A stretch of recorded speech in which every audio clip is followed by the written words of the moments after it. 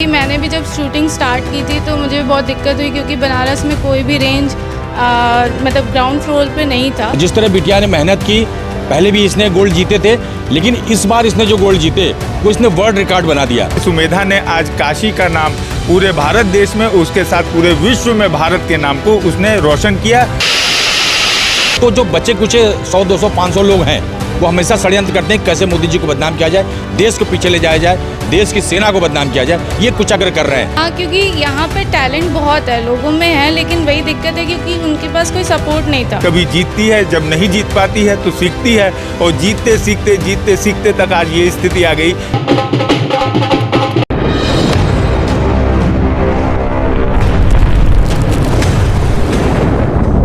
अभी हमारे साथ काशी के बहुत प्रतिष्ठित व्यक्ति मौजूद हैं और हम उनसे बात करेंगे, क्योंकि आज जिस तरह से काशी की एक बिटिया ने गोल्ड हासिल किया और पूरे वर्ल्ड रिकॉर्ड हासिल किया, क्या कहेंगे आज एक काशी की बिटिया है और इसके हौसले के लिए भी एक वाकई एक काबिलियत तारीफ़ की बात है। देखिए, बहुत बड़ी बात है शरीर से अक्षम होने के बाद। और जो मोदी जी ने 2014 में कहा हम लोग विकलांग कहते थे, उन्होंने एक शब्द दिया दिव्यांग, तो वो आज समाज में दिख रहा है। और जिस तरह बिटिया ने मेहनत की, पहले भी इसने गोल्ड जीते थे, लेकिन इस बार इसने जो गोल्ड जीते वो इसने वर्ल्ड रिकॉर्ड बना दिया। तो काशी के लिए बहुत गौरव की बात है, पूरे देश के लिए गौरव की बात है, उत्तर प्रदेश के लिए गौरव की बात है। और हमें जहाँ तक लग रहा है कि बिटिया काशी का, उत्तर प्रदेश का और भारत का नाम पूरे विश्व में रोशन करेगी, और हम सब लोग इसके साथ हैं। आज जिस तरह काशी में उत्साह दिखा और जो लोगों ने इसका स्वागत किया जगह जगह, वो अभूतपूर्व था। और इससे इसको और उत्साह इसका बड़ा होगा, इसका विश्वास बड़ा होगा।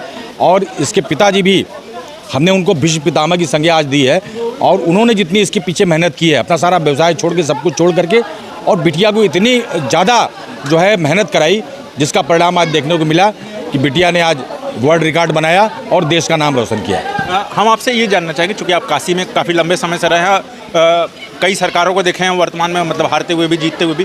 पूर्व की जो सरकारें थी स्पोर्ट्स के लिए ऐसा कुछ काम नहीं करती थी। अभी हाल ही में जिस तरह से प्रधानमंत्री ने संपूर्णानंद स्टेडियम इतना मतलब अच्छे लेवल का बनाया और पूरे पूर्वांचल के खिलाड़ियों को पूरी एक सौगात दी गई, उस पर कुछ कहना? देखिए, बहुत उत्साहित करते हैं प्रधानमंत्री जी। जब कोई भी डेलीगेशन खेलने के लिए जाता है, उससे मिलते हैं, उसका उत्साहवर्धन करते हैं और कहते हैं कि अच्छा खेलो, निश्चिंत होकर खेलो, हम तुम्हारे साथ हैं। और फिर जब वो पदक जीत के आते हैं तो एक एक खिलाड़ी से मिलते हैं, उनसे बात करते हैं। ऐसा प्रधानमंत्री आज तक देश में नहीं हुआ। लोगों को मतलब ही नहीं रहता था, लेकिन इसका परिणाम यह है कि खिलाड़ी लगन से खेल रहे हैं और इतने पदक देश में आ रहे हैं जो अभूतपूर्व है। और प्रधानमंत्री जी का ये निश्चित है, दृढ़ संकल्प है कि ओलंपिक में ज़्यादा से ज़्यादा पदक आएँ और हमारे खिलाड़ी भारत का नाम पूरे देश में रोशन करें। बिल्कुल सही बात है कि भारत का नाम रोशन होना चाहिए। समय समय पर जब वोट की राजनीति देखी जाती है तो आए दिन जो है खिलाड़ियों को आगे कर दिया जाता है और बॉर्डर की सीमा पर बैठा दिया जाता है धरने प्रदर्शन के लिए।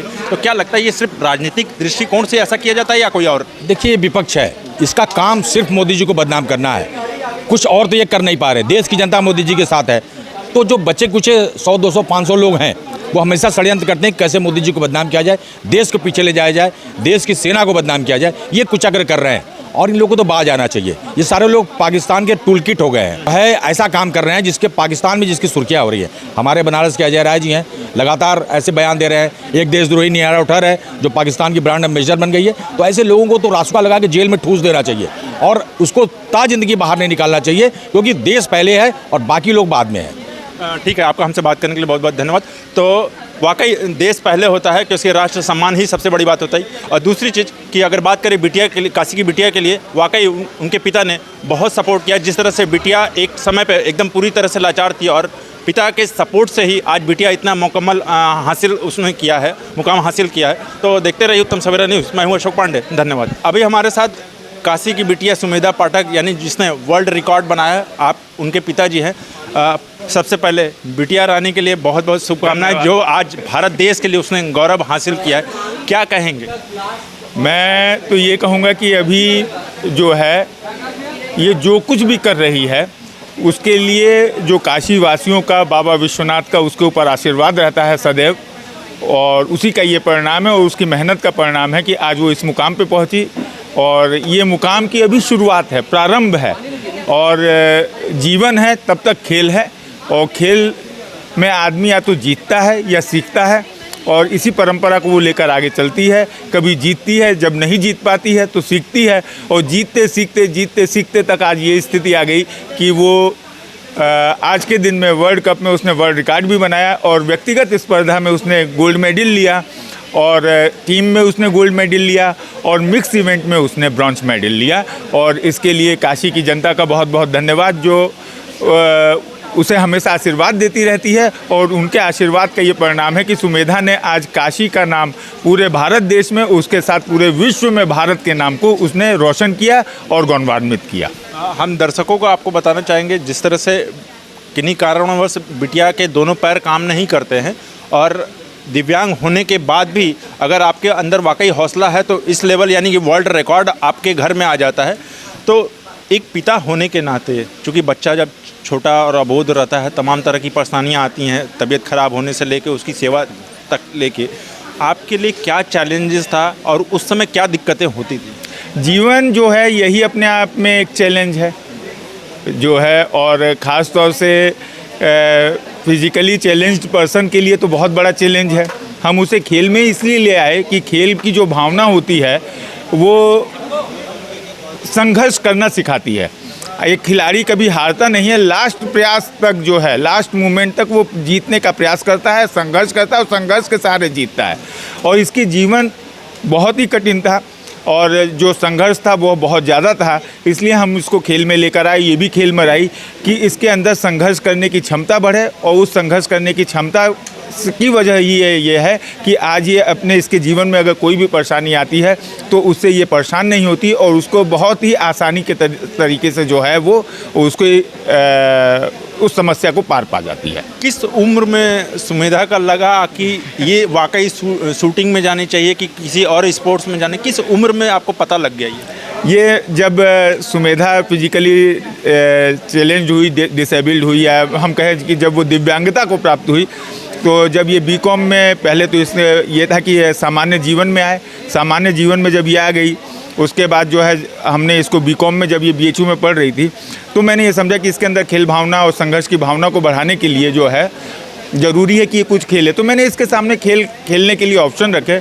और उस समय बीकॉम में जब ये पढ़ रही थी तो इसने इस निर्णय को लिया कि मैं शूटिंग जो है वो करूँगी, शूटिंग खेलूँगी, पिस्टल शूटिंग। तो यही इसी गैरेज में जो है पहला शूटिंग रेंज हम लोगों ने बनवाया, जिसके कुछ अवशेष आपको कार के आगे दिखाई पड़ रहे होंगे। और फिर कोरोना काल के बाद जो है हमने उस शूटिंग रेंज को घर के अंदर शिफ्ट किया। लेकिन इसके खेल का निखार जो है 2022 के बाद से आना शुरू हुआ। 2022 के बाद से इसने जो है 2022 में इसने नेशनल चैम्पियनशिप जीती। उसके बाद जितने मैं मौजूद था काशी में जब स्वागत जी, और नेशनल चैम्पियनशिप जीती और उसके बाद जो है सीढ़ियाँ चढ़ती गई और आज के दिन में ये 5 वर्ल्ड कप, 2 वर्ल्ड चैम्पियनशिप और एशियन गेम फाइनलिस्ट रह चुकी है और आज उस मुकाम पे पहुंची है कि इसने वर्ल्ड रिकॉर्ड बनाते हुए व्यक्तिगत प्रतिस्पर्धा में जो है गोल्ड मेडल पे इसने अपना निशाना साधा और हम सभी काशीवासियों को गौरवान्वित किया। आपका हमसे बात करने के लिए बहुत बहुत धन्यवाद। तो ये थे सुमेधा पाठक जी के जिन्होंने वर्ल्ड रिकॉर्ड बनाया था। इस वक्त हम काशी की एक बिटिया के साथ मौजूद हैं और आप सीधी वो तस्वीरें देख सकते हैं कि तमाम गोल्ड हासिल उन्होंने किया और वर्ल्ड रिकॉर्ड बनाया गया है शूटिंग में। हमारे साथ सुमेधा पाठक जी हैं और काशी की बिटिया और काशी के हर एक लोग भी जानते हैं, उनको परिचय कराने की ज़रूरत नहीं है। आज आपने वर्ल्ड रिकॉर्ड हासिल किया है। पूरे जो है आप जब क्षेत्र में आ रही थी, हालांकि बाबतपुर से ही मैंने देखा कि वीडियो में देखा कि आपका स्वागत हो रहा था, आज क्या कहेंगे, कितनी खुशी की बात है? मुझे बहुत अच्छा लगा और इतने लोगों ने मतलब स्वागत के लिए आए थे मेरे, सब लोगों ने मुझे आशीर्वाद दिया, मुझे बहुत ही अच्छा लगा। जिस तरह से आप एक के बाद हासिल मुकाम करती जा रही हैं, तो कहीं बीच में कुछ चैलेंजेस लगते हैं आपको?